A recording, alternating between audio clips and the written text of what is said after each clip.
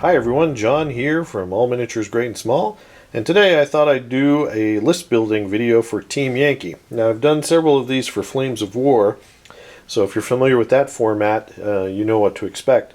But I imagine some people might be looking at Team Yankee without any knowledge of Flames of War, so we're going to start from scratch with this video as far as how I talk about list building. So the first thing is, this list is built out of the American source book for Team Yankee. This book has, basically it's a comprehensive book with all the American forces that are currently available in Team Yankee. And it's a pretty cool book. It's got U.S. Army and Marines in it together. So very cool, and it gives you a lot of cool options.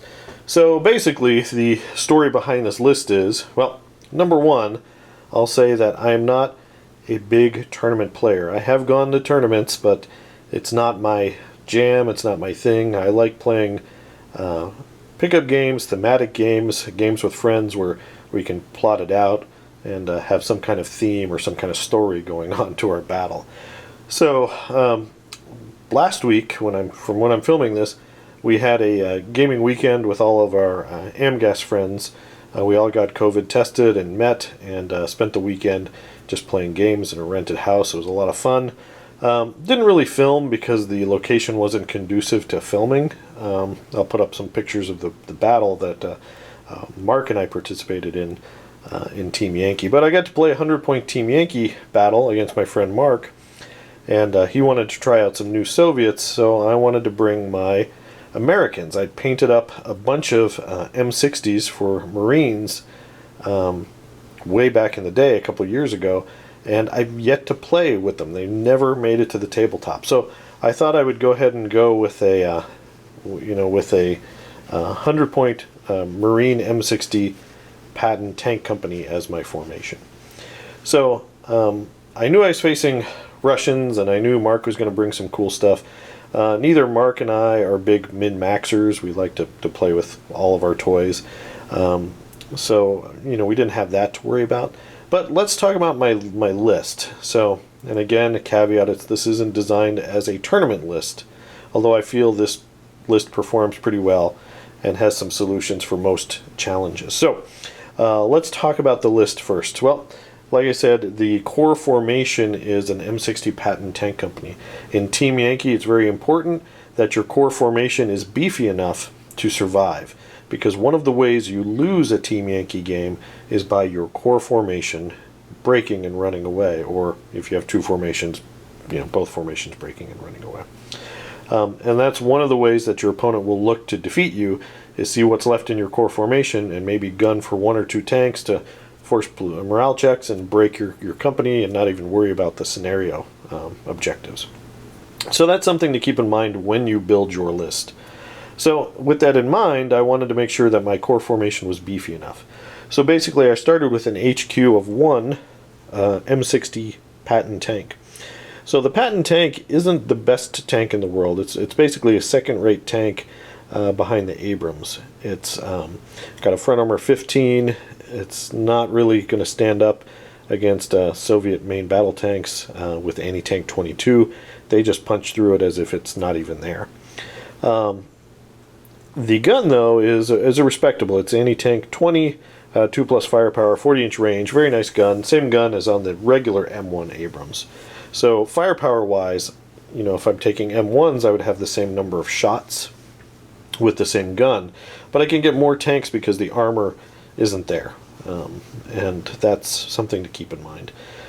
So I have an HQ of 1 and then 3 different platoons of 3. So that gives me some maneuver elements. They're not all clumped together in one formation. I also have a Humvee scout section. So that's these 3 Hummers over here. Interesting little unit. It's got one Hummer with a machine gun, 50 cal, one with a TOW-2 anti-tank missile, and one with a grenade launcher.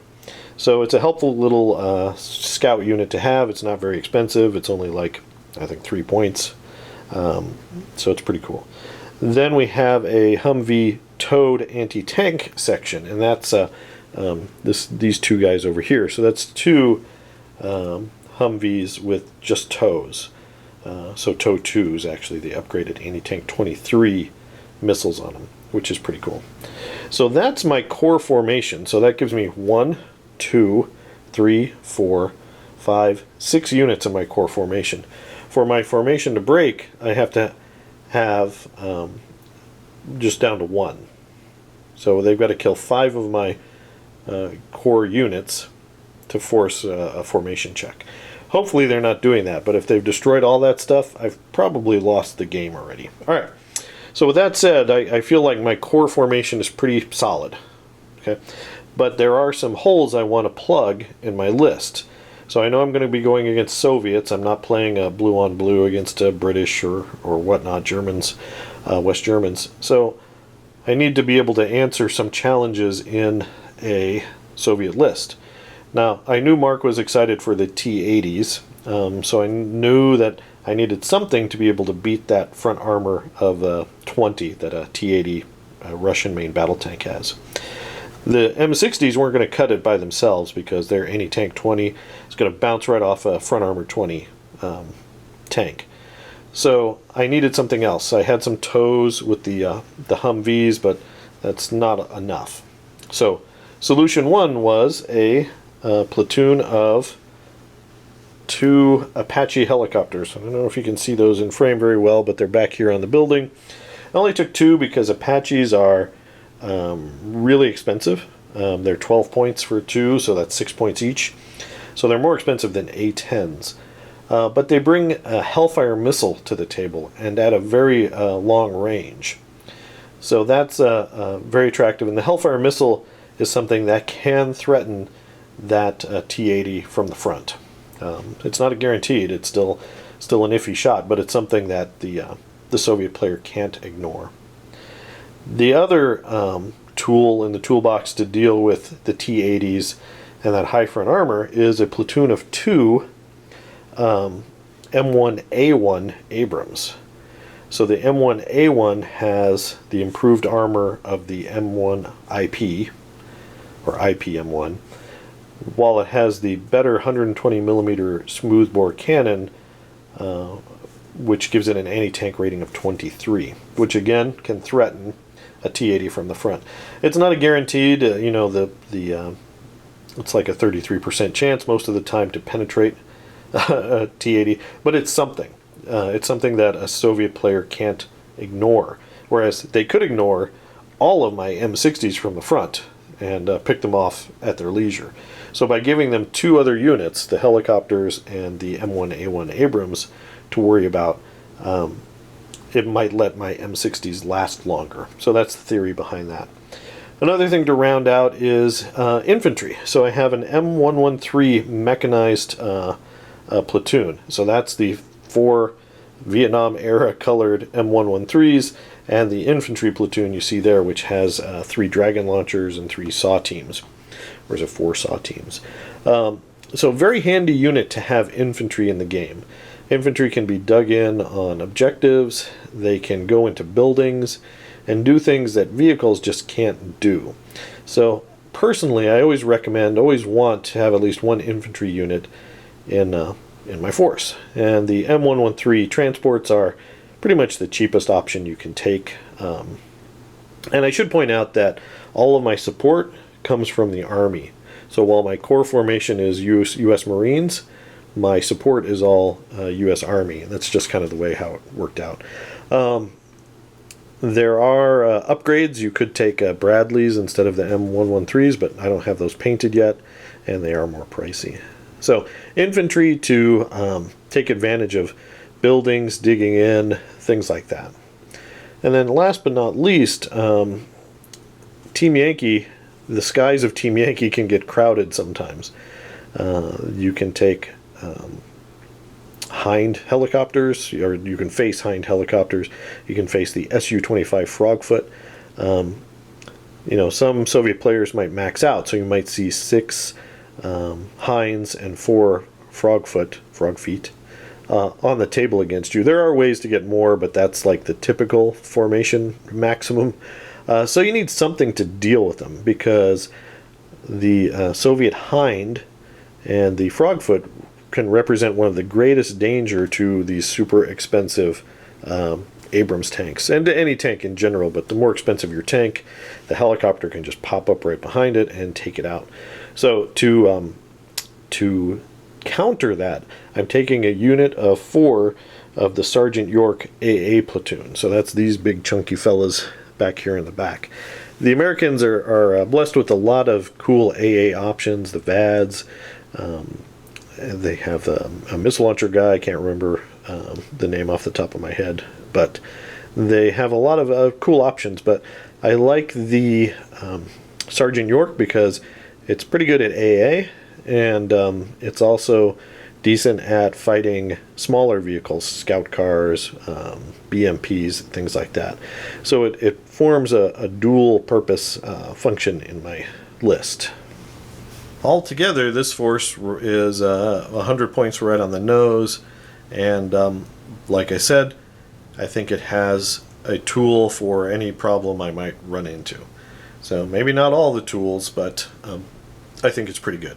So the other thing to consider is a lot of times having 2 different AA platoons is nice to have if you can squeeze in the points, because you can, each AA platoon gives you a bubble where a helicopter doesn't want to be in necessarily.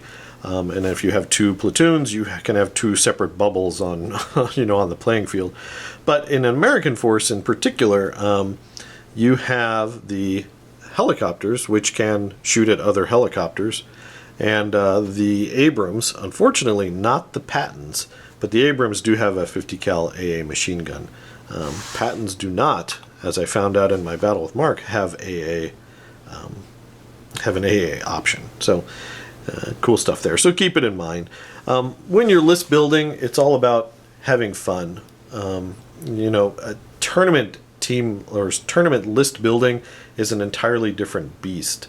When you tournament list build, you're building typically towards a meta. What is mostly played in your area, what's going to show up at the tournament, what's killing it, and you typically want to build a list to counter the meta, the most likely opponents you're going to face. In a lot of Team Yankee tournaments, that means, I might, if I was bringing this, I might be facing British or West Germans or Israelis or Iranians or whatever might come. And that gives you a lot more potential enemies you might need to find different ways to deal with. But playing proper, USSR versus NATO makes it a little bit easier for list building and more thematic. So I've got my Marine formation being supported by some Army units that have come to rush up. Now, like I said, I didn't film that battle report, but I can tell you how this list performed in battle. I played Mark, and he did bring a T-80 company or battalion. And we rolled on the mission planner in the back of the Team Yankee book and got a mission where basically I was defending and he was attacking across corners. I forget the name of the mission. But basically it was a tough slog for the Soviets. I got lucky in the fact that I was defending.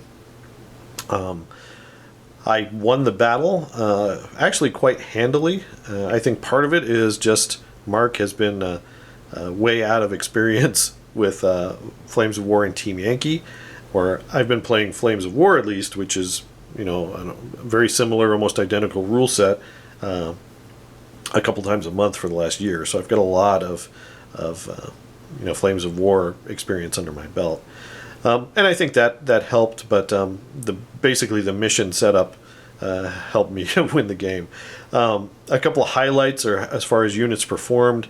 My Apaches did take out a couple of T-80s before they were shot down by AA. I think Shilka's got them. Overall, the Abrams were a big help. As I anticipated, they were a great threat, a great counter to the T-80. They didn't kill a lot of them, but they killed enough And T-80s are very expensive battle tanks that you don't get a lot to to begin with. So you feel the loss of everyone. But between a combination of the Abrams and the Apaches, I was able to deal with most of his T-80s, and that was fun. So overall, it was a win for the Marines in a defensive situation. How this list would work in attack, I'm not so sure. One thing I am missing is artillery, so I don't have the ability to do a smoke bombardment, and that could be a problem. Maybe attacking at night, if that's an option, would help, but it's hard to say. But I think this would be decent as well. There's enough hulls that an opponent's going to have to deal with them one way or another. The M60s, again, their front armor is 15, so an enemy main battle tanks, like I said earlier, just going to punch through them. But anything else is going to be bullied by the M60. Any kind of BMP, scout cars, artillery. In our battle, basically, I had a platoon of 3 just drive back into the Soviet artillery park and just take it apart, just take out all 3 platoons of AA and artillery that was back there. So they can be good, but just know that they aren't an Abrams. They're not going to survive main battle tank duels. You've got to use concealment, you've got to use cover, and you have to give the opponent a threat. So there you go, guys. That is a Team Yankee list building video. I hope you guys enjoyed this. I will say, when you're list building, use your book, but I'm going to mention the forces.teamyankee.com. I think that's what it is. I can leave a link in the video description below. That is really, if you haven't used that, you need to check it out. Even if you have the book, you need to buy the lists, but the lists are very affordable. So every formation you buy is $1.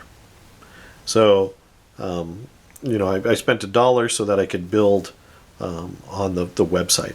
That really helps you with list building because you've got everything there on the screen. You're not flipping through the book, different pages, jotting numbers down on paper.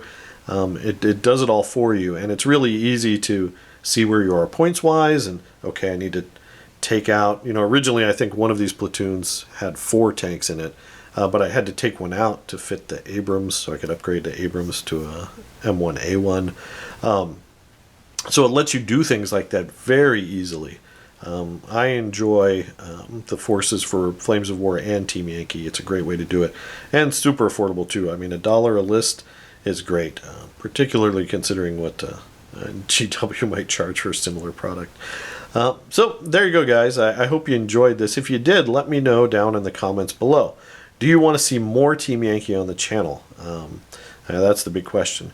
Do you want to see this list in a video battle report? I'd like to get it on in a battle, but we'll have to see. It's not going to be the next battle for sure. So I want to know how that what you guys think about that. Please do give us a like and subscribe. That really helps the channel. Click that bell to receive notification when we publish new content. If you're a fan of our Flames of War content, please do check out our Patreon. It offers our patrons one exclusive battle report a month, so there's a lot of good stuff on there for Flames of War. As always, we appreciate you watching, and keep on wargaming.